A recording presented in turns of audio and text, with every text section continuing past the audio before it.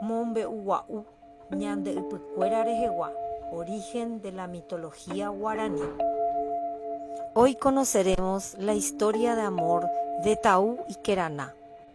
Queraná era la hija de Marangatu en la mitología guaraní, una joven de belleza destacable que solía pasar el día durmiendo, de ahí su nombre que significa dormilona.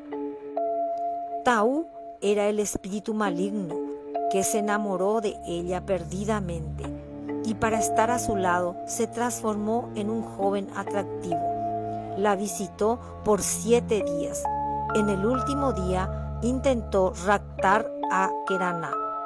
Angatupurú, el espíritu del bien, luchó contra Taú por 7 días y 7 noches para impedir que Taú lograra su objetivo. Taú venció a Angatupurú y raptó a Queraná.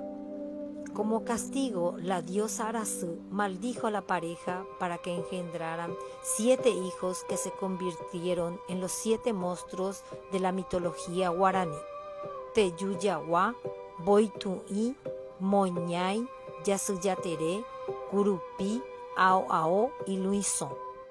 La doncella Porazú ideó un plan para atrapar a los monstruos en una cueva, sacrificando su vida en el proceso.